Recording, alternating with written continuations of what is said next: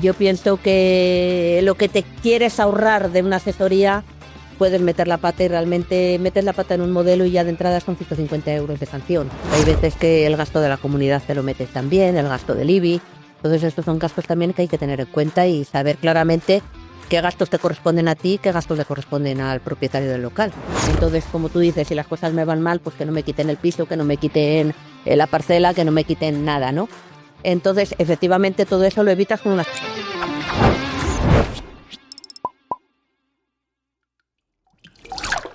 Bueno, bienvenidos a Emprende Salud, un día más, aquí acompañado de Javier. ¿Qué tal, Javi? Muy buenas. Os están dando un poquito de temporada. Bueno, ya llevamos unos pocos unos de la poquitos, temporada. No sí. sé si ¿qué eran? 3 o por ahí ya. Sí, yo creo que estuve en el primero, me parece, y luego he dejado el paso a Ricardo. Pero bueno, hoy a mí me hace especial ilusión la entrevista de hoy. Sí, porque lo que estamos buscando, ya sabéis, es ir trayendo a gente con experiencia, con tablas, que nos cuenten las cosas de primera mano. Y con nosotros tenemos a Ausi García Santos. ¿Qué tal? Bienvenida. Hola, bienvenida. Bueno,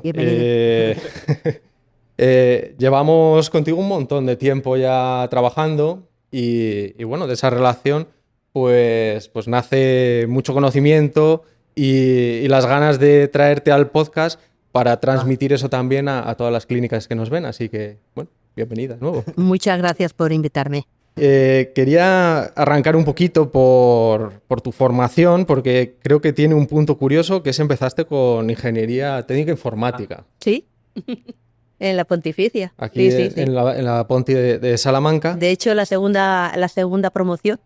O sea, que de los primeros que estaban saliendo de los primeros, por aquel entonces. Uh-huh. Y luego hiciste económicas por la UNED. Sí, así es. ¿Y cómo evolucionó esa cosa de estar de la informática a económicas? Pues muy sencillo. Yo hice ingeniería, entonces eran diplomaturas o licenciaturas. Entonces aquí en Salamanca se hacía la diplomatura. La idea era irme luego a Madrid a hacer los 2 años de licenciatura. Y mi padre tenía una asesoría, ¿vale?, con un abogado. Y entonces empecé a ayudarle. Yo creo que, bueno, pues que me cogí un poco como para que no me fuera a Madrid, ¿no? Realmente. Sí. Empecé a ayudarle y entonces me dijo, ¿por qué no haces económicas y tal? Y te quedas aquí en la asesoría con nosotros y no sé qué. Y entonces hice económicas, dejé el hacer los 2 años a Madrid de la licenciatura y empecé con económicas, acabé económicas y al final pues me metí con ellos le cogiste el gusto al mundo económico. Sí, la verdad es que me gustó y bueno, pues cambié de actividad. Radical. Yo ahora de programación no tengo absolutamente ni idea. Bueno, ha cambiado todo mucho. Ahora la inteligencia artificial lo hace prácticamente solo, así que te puedes reenganchar cuando quieras. Solo Pero es pedirlo. Lo que yo estudié, que fue el COBOL, Pascal, bueno, eso ya está en desuso total. Sí. Así que... Genial. Así que empezaste, pues digamos, con negocio familiar, que en este caso una asesoría. Y allí entiendo que fuiste viendo pues, los casos del momento y demás. Y bueno, has conocido toda esa evolución, ¿no? Sí. De esa evolución, yo quiero empezar por los principios, ¿vale? Para todos aquellos que nos ven, sobre todo los que están con intención de arrancar una clínica, ¿no? Toda la parte fiscal, laboral, todas estas cosas dan siempre mucho miedo y nos vamos a centrar más en lo fiscal. Y te quería preguntar, o sea, alguien que va a empezar, ¿qué es lo que tiene que saber antes de abrir? Porque es que si no, estás abriendo sin saber a lo que vas. Pues hombre, lo primero antes de empezar a abrir, o sea, antes de empezar cualquier actividad, tema de licencias de ayuntamientos es muy importante, muy importante, porque los ayuntamientos de las ciudades ponen muchísimas pegas a la hora de abrir cualquier establecimiento. Es importante también, por ejemplo, tema subvenciones. Eso también es un tema bastante, vamos a decir, bastante goloso, ¿no? Yo siempre digo cuando se piden subvenciones que el dinero lo tengas tú y si luego te lo dan, pues bienvenido sea, que no cuentes primero con la subvención. Y luego, bueno, pues realmente ver en qué régimen fiscal te vas a encuadrar. Que es un régimen de módulos, que no sería este caso, régimen fiscal simplificado, sociedades, autónomo. Entonces, todo eso yo creo que lo tienes que tener muy en cuenta a la hora de abrir. Que como poco, o sea, que te asesoren y luego hablaremos más de eso, de dónde te debes encasillar, porque no todas las figuras son iguales. No. Y cada cosa pues tiene sus cargas, tiene sus ventajas, tiene sus inconvenientes, entonces hay que estudiarlo, ¿no? Pero de entrada, digamos que haber hablado con el ayuntamiento para ver qué vas a necesitar, No todos los locales son iguales, que eso también hay veces que te enamoras de un local y luego resulta que tienes que adaptarlo totalmente, que no es lo mismo cambios de usos que altas nuevas. Ese yo creo casi es el principal problema que yo le veo a la gente cuando empieza con un negocio. Y luego el también tema del local. Sanidad, ¿no? A veces Bueno, también. sanidad, por supuesto, pero no es lo mismo, por ejemplo, coger un local que ya se ha dedicado a la misma actividad tuya, que puedes realmente hacer un cambio de actividad en el ayuntamiento, a un local que antes era un comercio de ropa, por ejemplo, y ahora quieres hacer una clínica. Tienes que empezar de cero con ese local. Sí, proyectos Licencias de totalmente, arquitecto, proyecto, tal. arquitectos, todo. Entonces, Sí. claro, el coste, el gasto no es el mismo. Sí, Nos trae recuerdos. Que eso. tú vas pagando el alquiler desde el minuto 1, porque ya, bueno, pues lo habrás cogido y estás con todos los trámites y todavía no puedes tocar nada. Eso es un rollo. Y aún así el cambio de actividad tampoco es barato. O sea, es más barato, evidentemente, que una Es alta más barato normalmente. y es más corto en cuestión de papeleo. Pero bueno, pero también hay que hacerlo. O sea, es... Sí, hay que tenerlo computado en las cuentas de cuando vas a arrancar. Todo Porque tiene yo tasa. creo que Creo que también también todo todo este cúmulo inicial lo obviamos cuando vamos a arrancar un negocio. Y bueno, pues ahí hay unos costes que tenemos que tener en cuenta, ¿no?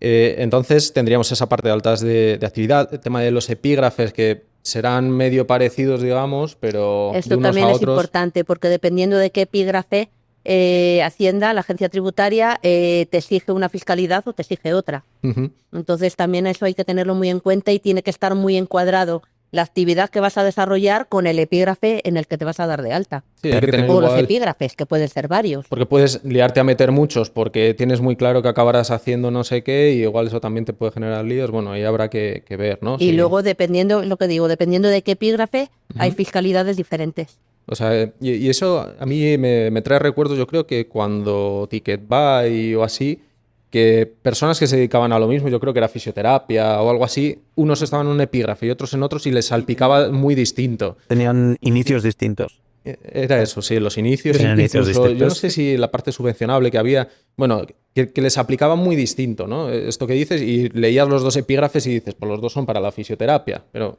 bueno, Pero no es lo mismo. pero hay que mirarlo Sí, sí, hay que mirarlo muy bien. con ojo. Y algo que también yo creo que debería mirar un poquito la gente antes de arrancar, por ejemplo, el tema del IVA, porque en el mundo de las clínicas tiene su detalle. Bueno, pues el tema del IVA es muy importante porque si tú te dedicas realmente al tema sanitario, la Ley General del IVA, el artículo 20 lo dice claramente, cuando tú prestas un servicio de prevención, tratamiento y curación de enfermedades, eso está totalmente exento de IVA. Con lo cual, bueno, pues esas clínicas emiten su factura y no tienen que desglosar su IVA. Cuando hablamos del IVA soportado, lógicamente es un mayor coste para ellos. Entonces, ese impuesto se lo ahorra. Es un impuesto trimestral que se lo ahorran. ¿Qué pasa, por ejemplo, en una clínica estética? Una clínica estética no está considerada como tema sanitario. Las clínicas estéticas sí generan IVA. Entonces, repercuten IVA y soportan IVA. Tienen que hacer el modelo trimestral. Cosas a tener a lo mejor en cuenta.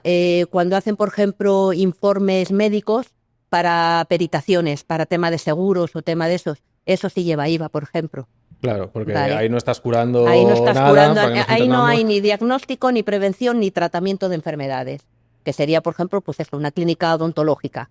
No hay ningún problema. Una clínica de un podólogo, no habría ningún problema. Pero en el momento que emitan, por ejemplo, un informe para una peritación o para un juzgado, por ejemplo, que lo suelen pedir, eso, por ejemplo, sí lleva IVA. Y el Sí. tema estética, por supuesto, lleva IVA, porque no es un tema sanitario. Sí, Actividad deportiva, a veces también. Centros de entrenamiento. Muchas veces también Esté hacen un las poco dos, todo hacen mezclado. fisio más. Tienen que diferenciar entre El series. típico curso grupal igual, pues de preparación al parto, de no sé qué, pues si puramente es formativo, entiendo que ahí ya entramos en otra cosa distinta. El tema de coloquios, charlas, Claro. todo eso lleva IVA. Vale, pues eso también hay que tenerlo en cuenta porque yo creo que es fácil caer en todo va al cero y bueno. Y no es así. No todo va al cero y que pues sí que lo que te llegue con IVA, pues bueno, eso sí que te lo vas a poder luego quitar, digamos. Si estás en el régimen de sujeto a IVA, o sea, sujeto a IVA, pero no tienes que declarar IVA, ese IVA es un mayor ingreso o un mayor gasto, porque no tienes que declarárselo a Hacienda. Y luego el IRPF, ¿esto a quién aplica y cómo va un poquito? A ver, el IRPF es el impuesto de las personas físicas, ¿vale? Cuando eres un autónomo, realmente tienes que hacer el modelo 130, ¿vale? Autónomo, comunidad de bienes, me da igual, tienes que hacer el modelo 130 que esto es muy sencillo. Ingresos menos gastos, la diferencia, el 20% se le paga a Hacienda. Si ingresos menos gastos, la diferencia es negativa, es decir, hay más gastos que ingresos, te hace el modelo a cero. Claro, porque has perdido dinero y que te quiten de lo perdido es pero medio estos feo. son trimestrales. Luego realmente tú regularizas en tu declaración de la renta como actividad. Ujú. ¿Qué pasa con una sociedad? Una sociedad no genera modelo 130, pero sí genera un modelo del impuesto a sociedades, que son los beneficios de todo el año, pues dependiendo de la sociedad, un 25, un 21, un 20. Ujú. Ahí ya no te voy a meter más. Pero bueno, pero es igual, es decir, en vez de ir a declaración de la renta, vamos luego a declaración del impuesto a sociedades, que se Vale. regularizaría ahí. Entonces, estos son un poco los puntos, digamos, así gruesos que tendríamos que tener en la cabeza antes de arrancar, que vamos a tener que estar emitiendo esto y demás. ¿Dirías que esto es algo que puede llevar una persona por sí misma, un autónomo, o se puede hacer bola? ¿Cómo lo Yo pienso cómo lo que ves? no. O eres un autónomo que tienes unos conocimientos bastante buenos de lo que es una pequeña contabilidad y el tema de impuestos, o si no, yo recomiendo siempre, lógicamente, ir a una asesoría, Que gestoría, además que te asesoren hay bien. muchos modelos, el calendario del contribuyente, al final se acaban liando, cometes algún error y creo que no. De primeras tendrás que estar Yo asesorado. pienso Y creo que no, lo que te quieres ahorrar de una asesoría, puedes meter la pata y realmente metes la pata en un modelo y ya de entrada son 150 euros de sanción. Y te lo echas Entonces, en horas en tu casa, un domingo dándole vueltas a algo que no entiendes. Es otra verdad cosa es que algo tú no- hagas tu contabilidad, que todo el mundo yo creo que la tiene que hacer, Sí. de decir, esto tengo de ingresos, esto tengo de gastos, me compensa el negocio o no me compensa. Eso no necesitas que te lo diga un asesor. Evidentemente, eso lo tienes que ver tú si le vas a ganar dinero, si le estás ganando dinero o no le estás ganando dinero. Sí. Eso está claro. Pero ya de cara a meterte a temas fiscales y tal, Sí que tú me parece tienes- interesante esa división, porque hemos visto históricamente que hay perfiles que sacan las facturas, las sueltan al asesor y esta es mi contabilidad. O sea, no. Y por un lado sí que de cara a los modelos, pues lo que estamos comentando, quizás lo suyo, porque no te metes a hacer una cosa que no entiendes y que la puedes liar y tal, pero esa contabilidad adicional, ese Excel sencillo, que al final es las cosas por las que ingreso, las cosas por las que gasto por cada mes y a funcionar. O sea, sumas, restas y lo tienes. Eso sí que todo el mundo lo tiene que hacer, lo debería. porque es que si no, no sabes cómo estás. Llegas a final de mes a ver si tienes el dinero para pagarlo, para no pagarlo, y de la otra manera, pues más o menos puedes prever, puedes... Bueno, hemos hecho capítulos anteriormente sobre ese tema y bueno, pues yo creo que quien empieza es sagrado. Y además más fácil, porque desde el minuto Te uno acostumbras. todo te cuadra. Entonces, Exacto. Yo creo que es que debería de ser como una rutina. A final de mes, tanto he facturado, tanto tengo de gastos. Bueno, pues me ha ido bien este mes, no me ha ido bien este mes. Sobre todo porque el autónomo no tiene una nómina. Entonces realmente lo que se lleve para casa es ingresos menos gastos. Es decir, ¿cuánto me puedo llevar para casa este mes? ¿1.500, 1.000, 2.000? No me puedo llevar nada porque he tenido más gastos que ingresos. Eso lo tiene que saber la propia persona. sí, que al hilo de eso yo haría una recomendación, separar las cuentas personales de las de Sí, por autónomo. supuesto. Claro. Por supuesto. Porque creo que se puede pecar mucho de como soy yo y este es mi negocio, es como que te juntas una cosa con la otra. Sí tendría una cuenta separada en el banco que vale que todo es tuyo, porque al final todo es tuyo, pero clarifica. O ponerte un Yo eso salario. siempre lo recomiendo. Ponerte un salario sería, yo creo que lo más sano para saber si eres rentable o no eres rentable. Sí. Pero Sí, bueno, El tema de las cuentas lo recomiendo siempre.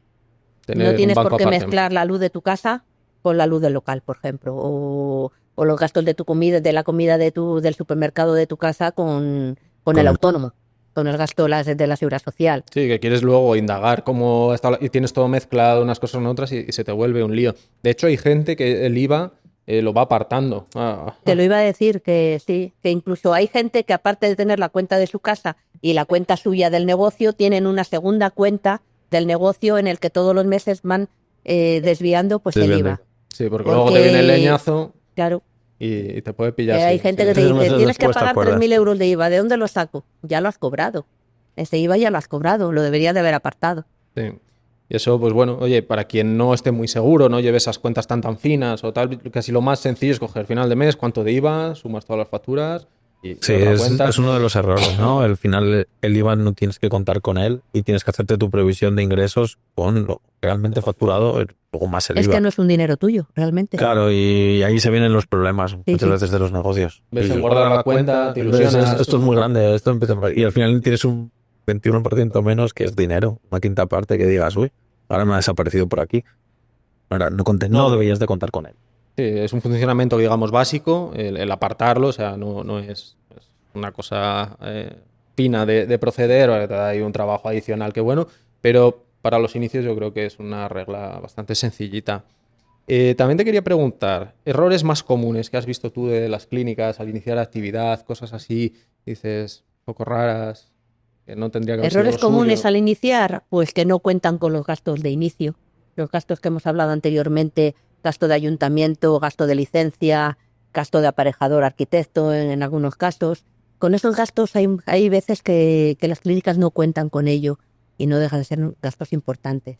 Sí, es que se Gastos, te mete en gastos importantes, 2.000, 3.000 euros exactamente. así muy tontos Y es que te dicen, no, si yo pensaba que, pues como quien dice, con pagar el alquiler y pintar el local, pues ya puedo empezar a funcionar. No, no es Sí. así. No, de hecho, hay ayuntamientos, yo entiendo que la mayoría, que te cobran hasta por el cartel que pones en la Sí, sí. puerta. Pones tu cartelito en la puerta, pues eso también eso es otro impuesto que tienes que pagar o Hay otra muchas licencia, ¿no? pequeñas cosas de tasas que no cuentas, a veces hasta las basuras. ¿No? Ideas que dices, ¿dónde está este gasto? Y te llegan y dices, hola, 100 euros al mes, o sea, 100 euros al trimestre. Dices, esto no estaba previsto. Te vas Empiezas descuajeringando. a tirar de gastos y al final tiras más gastos de los que realmente Sí, esperas. van saliendo por ahí cosas, entonces, pues bueno, Luego el tema también, por ejemplo, del contrato que haces con el propietario del local. Hay que tener en cuenta porque hay veces que el gasto de la comunidad te lo metes también, el gasto del IBI. Entonces estos son gastos también que hay que tener en cuenta y saber claramente qué gastos te corresponden a ti, qué gastos le corresponden al propietario del local. Sí, hasta dónde tú no llegan dejas de tus ser un derechos inquilino. y, oye, intentar ahí negociar, apretar. Algún tiempo de carencia, yo creo que también, que eso es un poco más de perro viejo, de decir, oye, mira, yo es lo que me dan y no me dan, los papeles, venga, una carencia. Déjame un mes o 2 meses hasta que acondiciono el local y me lo dejas sin tener que pagar. Y si negocias ahí medio bien, pues yo creo que se suele ceder. Un poquito, A aunque sean veces. 15 días, que te den un poquitín. Pues, ¿Y quien tiene la clínica ya en funcionamiento, alguna cosa que dijeras, mira, yo revisaría esto por si acaso, por aquí se está colando algo, alguna cosilla? Bueno, si tiene la clínica en funcionamiento, yo lo que miraría muy bien es si realmente tienes un buen beneficio o no tienes un buen beneficio y encuadrarlo en un tema fiscal. O sea, en el tema fiscal, bien. Si estás dando mucho beneficio y eres un autónomo, a lo mejor te interesa irte a una sociedad limitada porque tu propio sueldo, entre comillas, te lo quitas de gasto, es decir, tú te podrías hacer una nómina y entonces ahí te ahorraría el dinero. Ahí directamente te ahorras un dinero. O sea, que al autónomo que le va bien, igual tendría que ir pensando Yo cuando va la gente a mi asesoría, yo siempre les recomiendo de momento darse de alta de autónomo, ver cómo funciona, ver cómo va, y si realmente tiene un beneficio bastante alto, pues yo directamente le digo, haz una sociedad. ¿En qué momento fijarías qué nivel de ingresos para pasar a una SL? A veces no sabes cuándo dar ese paso porque dices, sí, estoy facturando en cuanto a qué. ¿En qué momento digo, si 50.000, 100.000 euros, 70.000? A partir de 50.000 Empiezas a valorar, ¿no? empiezas a valorar. Que Pero ya puede no solo compensar más aparte del estar en ingreso, SL. sino el beneficio que das. Porque hay gente que con 50.000 euros da un beneficio muy ridículo porque tiene un margen muy pequeño y hay gente que con 50.000 euros no tiene apenas gastos y está dando un beneficio bastante alto. Pero bueno, a partir de esa cifra 50, 60, Empieza a compensar. a compensar. Yo recuerdo que a nosotros sí que nos pasó ese momento de verlo como cuando pasamos a ser, y al final era también un poco de nombre, ¿no? De decir, no, bueno, las facturas y que vean retenciones también, todo el tema de las retenciones, yo recuerdo que aquello era un rollo bastante malo, rollo. porque el tema de retenciones, ¿qué nos puedes contar para la gente que está con esto? Porque es una cosa medio compleja. Pues el tema de retenciones, tú realmente en tu factura le quitas un dinero, ¿vale? Que lo dejas de cobrar del cliente porque ese dinero va directamente a Hacienda y luego tú lo recuperas en tu declaración de la renta. ¿Qué pasa? Que le estás dando un crédito realmente tú a Hacienda. Es decir, parte de tus facturas, parte del dinero de esa factura que no te ha pagado el cliente porque le estás reteniendo un importe, se lo está llevando directamente a Hacienda. Estábamos en un 15 con eso, ¿no? ¿O cómo era? Empiezan con un 7 los 2 primeros años. Los 2 primeros años de actividad hay una retención de un 7 y luego pasarías a un 15. Hombre, es dinero. Es que es mucho dinero que se queda importante. ahí, que volverá, pero vuelve un poco cuando quiere. Vuelve como muy pronto al año siguiente, cuando tú haces la declaración de la renta, y luego si te sale a devolver, Hacienda te devuelve la declaración cuando ellos consideran. Y está más mirado, entiendo, esas cosas. Sí, está más mirado el tema de y retención. Entre empresas entiendo que ambos justificando este importe. Y sobre todo porque no todo el mundo, es decir, yo las facturas, por ejemplo, que emites, que llevan retención, tú las declaras, pero a quien se las emites, que para ellos es un gasto, a veces a lo mejor no han metido ese gasto, con lo cual Hacienda ya cruza datos, sobre todo a final de año. La típica factura, a mí me ha pasado muchas veces, la típica factura de diciembre, noviembre-diciembre. El que la emite no tiene ningún problema porque la declara, pero el que soporta esa factura a veces no la declara, pues por despiste, por error o porque se ha quedado ahí la factura, y la declara al año siguiente. Ya no coinciden las retenciones. Pues Hacienda evidentemente llama a una persona, llama al que el de gasto, o sea, al que tiene como gasto y al que tiene como ingreso. Bueno, pues una inspección rutinaria. Correcto, pero es una inspección. Un poco rollo. Es un rollo malo. Yo lo recuerdo que no me gustó. Era bastante aburrimiento eso. De que, bueno, y no todo el mundo entiende el tema de retención. No, es muy complicado. Vamos, cuando históricamente en atención al cliente se ha tratado este tema, cuesta. Cuesta porque es que es un procedimiento raro, con muchos pasos, con unos tiempos que nadie sabe. Si todo estuviese muy cuadradito, pero lo que dices, ¿no? Luego ya te pagarán cuando te paguen. Y una cosa es que tú sí, se te devuelve, ¿vale? ¿Cuándo? Pues no sé, o sea, que te puedes ir a 2 años vista para recuperar ese 7, ese 15, ¿no? Que estamos hablando. Bueno, pues es un agujerito que tienes ahí también con el que contar, que en las cuentas... Es un crédito que tú le das a Hacienda. Es que es un 15. Directamente tú le estás dando un dinero a cuenta, a Hacienda, que luego lo recuperas, pero mucho más tarde. Y es que eso en las cuentas hay que tenerlo también claro. Esto que decimos, ese ejercicio, digamos, inicial o de una clínica que está en funcionamiento, tenlo en cuenta. No te hagas trampas al solitario porque te puede preparar un agujero de que te veas que tienes que pagar lo que sea y no te cuadra lo que deberías tener. Pero la caja no es la misma. Y casos en los que mantenerse como autónomo sea más inteligente, o sea, porque hemos dicho por encima de 50.000 o así, pasarte a empresa, te puedes meter la nómina, viene bien, también tendrá sus ventajas que hablaremos luego. Mantenerte como autónomo, ¿por qué puede ser bueno? ¿O hay algún caso que sea positivo? Hombre, la contabilidad de un autónomo es muy sencilla, es decir, ingresos menos gastos, de lo que he dicho antes. No tienes que llevar una contabilidad oficial, no tienes que llevar unos libros registros. Entonces, bueno, pues económicamente el régimen de autónomo es más barato que el régimen de sociedades. Entonces, un autónomo que esté bien, o sea, que lo tenga todo muy clarito y que un autónomo pequeño, pues perfectamente se puede igual está más cómodo así, se deja de mucho rollos, más cómodo, no... sí. Vale. ¿Y considerarías un error? Nos comentabas que siempre recomiendas empezar de autónomo, ¿no? Pero montar una SL demasiado pronto,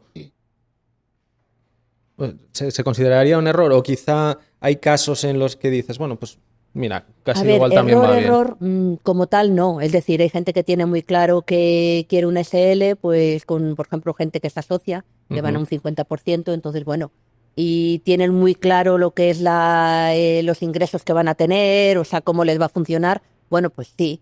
Pero es lo que yo he dicho antes, tienes una serie de gastos ya directamente con el hecho de hacer una SL. Sí. Entonces, bueno, pues si tienes una actividad pequeña o que con vistas a crecer, que no sabes realmente cómo eso, yo siempre recomiendo primero autónomo y luego, dependiendo cómo te vaya, te vas a una SL. Genial. Pero claro, también el tema fiscal es diferente. Un autónomo respondes con todo tu patrimonio, por ejemplo, y una SL solo respondes con el capital que estás aportando a la sociedad. Entonces también va un poco también en función de qué patrimonio tengo yo. Si me van mal las cosas, ¿qué es lo que me pueden quitar?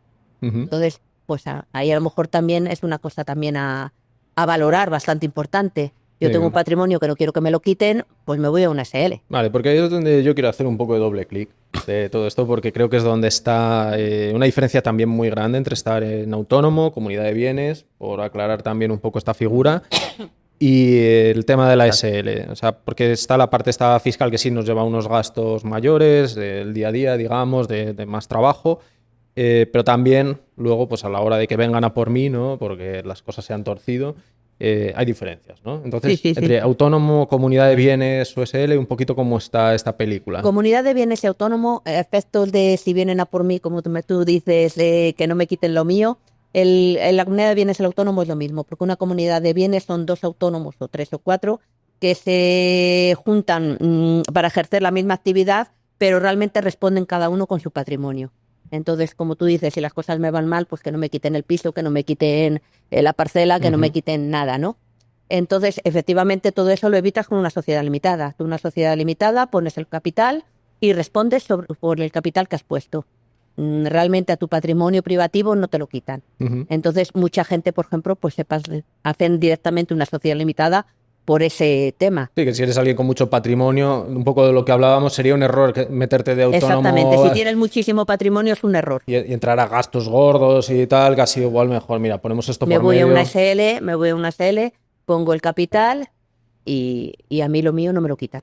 Que yo eso creo entender o saber que no todo el monte es orégano. No, claro, entiendo no que... es tan sencillo como lo estamos poniendo. Pero quiero decir, o sea, si empiezas a hacer barbaridades y luego es meternos quiebras... ya en otro tema, pero bueno, el socio administrador de una sociedad puede incumplir ciertas reglas, entonces si pasas eso, bueno, pues sí pueden cogerte. Sí podrían cogerte. Pueden cogerte es un parte poco de en lo tu que patrimonio. Estamos, que nadie se quede tampoco con que hago una SL y todo el monte es orégano, empiezo a hacer aquí préstamos y cosas a mansalva. No, cuidado con eso. Si haces una gestión, digamos, correcta, con cabeza y mira, pues por lo que sea quiebras, porque ya está, se ha dado así, mala suerte, viene el COVID y cierras y no sé qué y dejas a deber, no es lo mismo que tú te compras un Maserati y dejas a deber y no sé qué. Y no pagas a los empleados. Pues ahí ha habido una gestión un poco de aquella manera, ¿no? ¿Vale? Sí, no es tan sencillo, pero bueno, pero para diferenciar un poco una SL de un autónomo, esos son los principales. Porque había otra que comentábamos antes de arrancar. Sí, la SPJ, las de sin personalidad jurídica. ¿Y eso cómo Eso es lo que esto? llamábamos antes una comunidad de bienes. A efectos fiscales, la SPJ, la comunidad de bienes, el modelo trimestral de IVA, por ejemplo, lo hacen con el nombre de la SPJ, la comunidad de bienes, pero luego el modelo 130 lo hace cada comunero independiente en función del porcentaje que tiene. Dos comuneros que están al 50%, cada uno declara su 130, el 50% de sus ingresos, el 50% de los gastos y la diferencia es lo que le pagan a Hacienda. Pero sin embargo el IVA no, el IVA lo hace la comunidad de bienes o la SPJ. Y de los 3.000 euros esos famosos que hay que poner para arrancar una SL, Una SL. ¿qué pasa con ellos? 3.005. 3.005 euros. Esos 5 son importantes. Subiendo. ¿Qué pasa con ellos? Porque eso los pones, se quedan ahí, te los guardan. Pues esos 3.005, que es lo que te marca la ley, que es el capital mínimo que tienes que hacer para constituir una sociedad limitada, los metes en una cuenta que has creado, en una cuenta bancaria que has creado a nombre de la sociedad limitada. Y ese es el capital a aportar. Luego, a partir de ahí, eso ya lo puedes gastar en... Eso lo puedes usar. Pues para pagar los primeros gastos, lo que quieras. Pero realmente no te dejan constituir una SL si no tienes un capital metido en una cuenta bancaria a nombre de la sociedad. Sí, pero que no queda bloqueado, que yo creo que eso también puede dar un poco de miedo, decir, meto aquí 3.000 euros y ahí quedaron y... No, porque de hecho esa sociedad, esa cuenta de la sociedad, tú la vas a mover. Sí, o sea que es un poco una muestra que tienes ese poder adquisitivo, digamos, de 3.000 pues euros. Metes los 3.005 euros y lo primero que vas a pagar es la factura del notario de haber constituido una sociedad y la factura al registro, por ejemplo. Sí. Entonces ya directamente esas dos facturas que son, yo creo que las primeras facturas que tienes a la hora de constituir una sociedad, ya las pagas con los 3.005 euros. ¿Y alguna cosa que un gerente tenga que prever cada trimestre para no quedarse sin liquidez? ¿Alguna cosa? Ya hemos dicho el tema del IVA, tenerlo apartado. ¿Algo así por ahí que veas que es un error típico de luego verse cogiendo un préstamo rápido o alguna cosa porque se nos ha ido? ¿Algo ves ahí? A ver, yo lo que veo es lo que hablábamos antes, que tienen que llevar, pues eso, una pequeña contabilidad ellos realmente de todo lo que... de ingresos y sus gastos. Y hablábamos de eso, los gastos, el tema del IVA, tema de amortizaciones también, por ejemplo, tema de intereses fiscales. Es complejo porque no todas son iguales. Porque de amortizaciones venga un brochazo. Es un gasto fiscal pero no contable, ¿no? Que se suele decir, o las dotaciones también. Pero bueno, para eso están los asesores también, quiero decir. Pero realmente, bueno, pues los gastos típicos también, por ejemplo, un gasto importante que la gente no prevé es meter también en una pequeña hucha, igual que se aparta, por ejemplo, el tema del IVA, meter el tema del despido de los trabajadores, si te cuesta. Muy importante. Eso es muy importante, por ejemplo. quiero despedir a este trabajador, ostras, me vale 15.000 euros, es que no los tengo. Pues me como con patatas, como se suele decir, Sí, al trabajador. Entonces, bueno, pues eso también sería una previsión importante a tener en cuenta. Para ir con pies de plomo casi, digamos, de mira, esto se me da bastante mal, estoy empezando, estoy perdido, apartamos el IVA y del trabajador del sueldo, la parte que pudiera ser para el despido, también la apartamos. También la apartamos. Y yo apartaría también un poco por lo que pueda pasar, de ahorro. Sí, de que puedo decir, oye, porque me sirva de algo esto, ¿no? Hay un 10, un 20 después ya de tal, apartarlo. Y eso pues ya de ahí te sacas tus sueldos y Sí, tal. sí, sí. Pero sí que no me lo sacaría todo lo que reste, porque puede ser un poco tentador, ¿no? Decir, no, mira, es que este mes me sale un buen sueldo. Vamos a apartar un poquito lo que Sí, decimos no- en no esta vayas- cuenta no de la vayas a ir empresa, gastando que no. de la empresa o, bueno, sí, Yo del siempre negocio. recomiendo que todos los meses tengan su nómina, la nómina que ellos consideren, pero no este mes me viene bien, saco más dinero de mi nómina, este mes me viene mal, saco menos. No, ponte siempre una nómina constante y a final de año, si te ha ido bien, bueno, pues como estamos hablando de un autónomo, ¿eh? Sí. Si te viene bien, bueno, pues puedes coger dinero de esa cuenta de la empresa, ¿no? Sí. Porque a fin de cuentas, como hablábamos antes, todo, o sea, es lo mismo, ¿no? Lo que pasa es que lo tienes apartado. Sí. Bueno, pues lo puedes coger, pero Sí. a final de año. Como cuando darte ya- dividendos, digamos, que sería de una empresa, pues hacerlo a nivel de autónomo. Exactamente, a nivel de autónomo. Y en tu día a día yo creo que también te aporta el decir, pues mira, yo mi nómina son 1.500, 1.800, lo que cada uno sepa que puede pagar, te amuebla también el cómo vives en tu día a día, porque si tenemos estacionalidad, te puedes volver muy loco un mes, para luego andar mal el otro. Entras en un círculo que yo creo que es que complicado. igual personalmente te has gastado ese dinero y luego después vienes a jugar con uno menor que no puedes. O acabas tirando de lo personal para el negocio, porque Como gastaste suele no sé pasar qué, algunas veces. y no hemos separado bien estos dos mundos que estábamos diciendo. Entonces, en la medida de lo posible, yo creo que es sano tenerlo separado, ¿no? Y esta la vamos a tirar un poco hacia nosotros. ¿Qué diferencias ves entre una clínica que se gestiona con un software, vamos a decir Archives en este caso, frente a alguien que anda más manual? ¿Dónde ves tú en tu trabajo luego... Hombre, pues hay una clara diferencia. Una persona que tiene un programa informático, yo pienso que sabe en todo momento qué personas le deben, qué personas, qué es lo que le han facturado, qué es lo que no han facturado, mientras que si lo haces manualmente, pues lógicamente yo pienso que esa información no la tienes en el momento, como por ejemplo la puedes tener con vuestro programa. Sí, que aquí de nuevo voy a hacer otro doble clic. Aprovechando que has leído hace poquito y está por aprobarse el tema de Verifactu, el retrasarlo, ya que hablamos de los programas y su adaptación, pues mucha gente ha tenido que correr a adaptarse, el tema de empresas.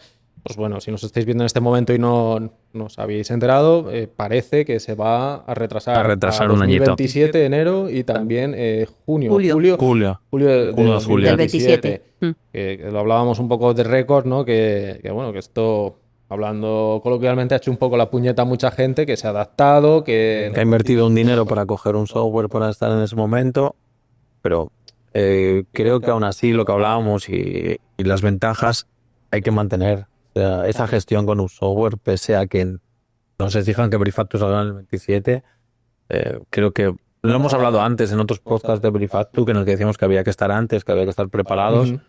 y yo me mantengo en la misma línea. Creo que es algo que es ultra necesario a día de hoy, estar en un software de gestión con la infinidad de cosas que hay alrededor de ello.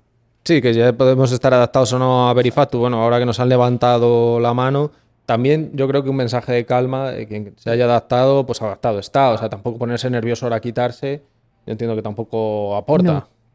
No, porque el que se ha adaptado ya se ha gastado un dinero para esa adaptación, entonces bueno, ya lo tienes realmente. Sí, pero es que son unas maneras de proceder que Hombre, es que no. con 20 días casi, como quien dice, para acabar el año, que las sociedades tienen que adaptarse el 1 de enero del 25, podían haberlo dicho antes, porque hay gente que a lo mejor, pues no tenían por qué haber desembolsado ese gasto, ¿no? Ese dinero. Sí. Sí. Pero bueno. Y hay muchos que quieren volver a sus métodos antiguos y tal, cuando ya habían dado el salto también a una digitalización mayor, porque bueno, era quizá la excusa, ¿no? De quien estaba en papel o así, decir, venga, pues es el momento de ponerme al día. Esa persona ahora está dudando de si sí, si no, Sí, bueno. exacto. Y que a nivel de software han metido a toda la industria del software a adaptarse, como es nuestro caso, corriendo a poner los esfuerzos aquí. Para nada. O sea, que eso yo lo veo muy feo. O sea, que sí, que ya estamos adaptados y tal, pero que esos esfuerzos los podíamos haber puesto en aportar más valor a nuestros clientes en algo que a nuestros clientes les duela en su día a día. Exacto. Sí, No o algo que quiera que el les gobierno. salpique realmente el 1 de enero del 2026 y no en el 27. Sí, o por lo menos la seguridad Que- esa de si es. Exacto, que podrían haber sido otras actualizaciones anteriores que igual digas, esto es más necesario ahora mismo para el cliente. ¿Y en la asesoría estabas viendo que la gente sí se estaba actualizando con tiempo o lo estaban dejando un poco Sí, para no, última las hora? sociedades, todas, las sociedades, claro, es que las sociedades queda nada. Y sí es verdad que todas las sociedades que yo tengo en la asesoría se estaban adaptando al Verifactu. Los autónomos no, los autónomos las cosas que, bueno, pues somos españoles, vamos a dejarlo Sí. ya más hasta el final. Sí es verdad que se ha mandado cartas a toda la gente explicándole un poco cómo funciona este tema, las dudas de si yo me tengo que adaptar, no me tengo que adaptar, entonces, bueno. O sea que al Pero las final sí, sociedades sí se ha enterado la gente bien de que esto venía y cuándo venía. Sí, nosotros por nuestra parte, desde luego sí, porque le hemos mandado carta, incluso algunos los A hemos vosotros llamado habéis por notificado teléfono. a los clientes. Sí. Vale, pero lo que es Hacienda o esto, en principio... Bueno, pues Hacienda ha mandado una carta a las sociedades, porque los autónomos que yo recuerde no, vamos, no tengo ningún cliente que me hayan dicho, oye, ¿qué es esto? O sea, qué carta, que me han mandado una carta a Hacienda, pero a las sociedades sí. Pero la carta está un poco también como diciendo, todo el mundo, todas las sociedades nos tenemos que adaptar. No, realmente se tenían que adaptar las sociedades que tenían un sistema informático de gestión de facturación. Sí. Las personas que lo hacían en Word no tienen que adaptarse Ha porque eso no es un habido, programa. ha habido muchas nubes sobre eso. Ha habido... uf, Sí, O se sea, han sí, explicado ahí- mal constantemente. Sí, Sí. Yo he estado viendo, bueno, podcast o llamamos una charla hace, para el día 28 de noviembre me parece que era, de la COE con la agencia tributaria, y ahí en ese momento se empezaron a aclarar un poquito los puntos de que un Word sí o un Word O un lo puedo Excel no. utilizar, un Excel a medias. Entonces hemos llegado a 28 de noviembre con dudas, mucha gente, y a falta de un mes. Sí, Es pero- algo que no se puede... Pero por transmitir también información de esa reunión pues de primer nivel, digamos, con... No sé si eran aquellos que lo habían montado, el sistema un poco. Era como un poco así. Dejaban abierto al inspector si el Excel, si no, Word entendemos... Depende de la valentía del empresario, se llegó a decir. Pues quedaros un poco con ese tip, ¿vale? Depende de la valentía del empresario. Si sois muy valientes, pues métodos alternativos, ¿vale? Si no sois tan valientes, yo creo que sería lo suyo, pues un software el que sea, lo suyo Archives, pero el que sea, ¿no? Por lo que pueda pasar. Que ya sabemos cómo funciona el tema de las inspecciones. Y si os parece, por ir cerrando un poco, aunque esto ya va un poco más a lo laboral, pero bueno, lo enganchamos también con la parte fiscal y lo hemos anticipado, tema de riesgos de contratar mal de manera amplia, ¿vale? Vamos a decir el tema de falsos autónomos, acuerdos un poco por ahí, un poco... ¿Qué riesgos podemos tener en esa línea? Hombre, pues hay bastantes riesgos.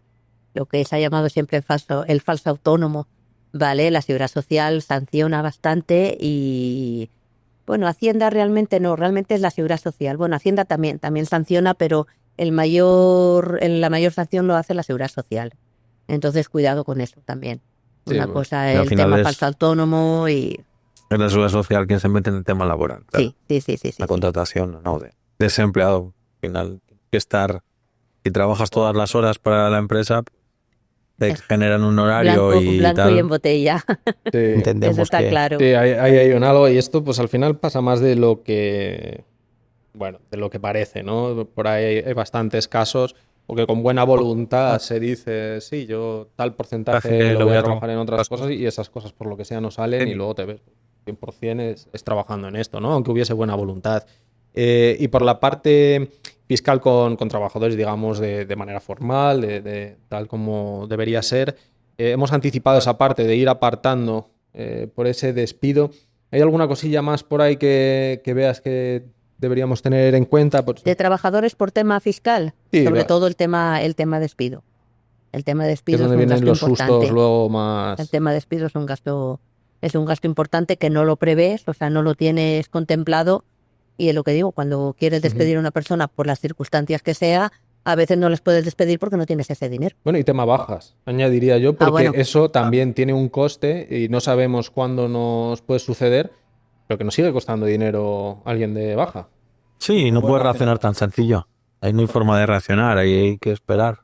a que esas cosas cambien, que esos procesos cambien y es un dinero con el que no puedes contar, que estás perdiendo y no puedes ganar dinero a mayores por ese trabajador. Lo que ahora mismo donde se puede perder también y que las bajas están creciendo. Estaban diciendo que un 11% este último año habían subido. Pero no sé si con respecto al año anterior. Porque Sí, si no, Sí, con respecto al esto año está anterior. haciendo bola de nieve. Sí, Bueno, sí. pues viendo que se está haciendo bola de nieve, yo creo que aquí hay una recomendación de ese ahorro que decíamos adicional por ahí, o el de por lo menos el despido, más o menos tener ahí ese colchoncito.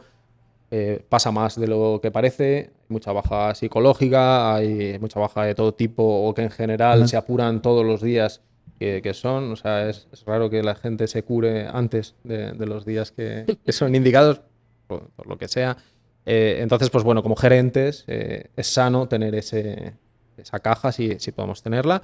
Y lo que decíamos, ¿no? Ponernos ese sueldo que sea un poco más pequeño que lo que genera la clínica, también por tener esa estabilidad y no andar cogiendo de la caja lo que se me esté. Sí, O si sea, es una SL, pues al final cogerás un dividendo, al final, cuando ellos prevean. pero yo creo y que hay que así tener es. esa mentalidad de SL desde que se empieza, ¿no? Por mucho que seas autónomo, es una empresa. Sí. Es una empresa igual. Y tener El régimen esa... fiscal es diferente, pero es una empresa, exactamente. Genial. Pues yo creo que hemos tocado más o menos todos los puntos que teníamos por aquí previstos. Creo que ha quedado muy instructivo. Alguien que va a arrancar, yo creo que más o menos ya puede saber de dónde tirar, asesorarse. Yo creo que siempre es interesante. Podéis estar con Ausi en Asesoría Santos. Pero creo que es un camino que es lo suficientemente complejo como para empezarlo solo. Yo creo que esa es mi recomendación. Estoy completamente de acuerdo. Creo que te vas haciendo poco a poco con el paso del tiempo a entender por qué ocurren las cosas, pero desde un inicio es muy difícil prever todas las situaciones y tienes que estar acompañado y asesorado desde el segundo cero. Es que es Incluso lo que abrumador. decía de las subvenciones, creo que es algo donde te das cuenta cómo funcionan con años de experiencia. Yo ya me he leído muchos BOEs, pero aún así sigo cayendo en algunas letras pequeñas. No es sencillo, para nada, Sí. hay que informarse mucho. Entonces creo que la asesoría es de tenerla desde el primer momento. Sí, totalmente. Pues bueno, agradecerte de nuevo que nos hayas dedicado este ratito. Nada, gracias a vosotros por invitarme. Y estoy Y convencido un placer. que ha sido una charla estupenda y que va a gustar mucho. Así que nada, gracias de nuevo y Gracias nos a vosotros. vemos en el próximo Emprende Salud. Un abrazo.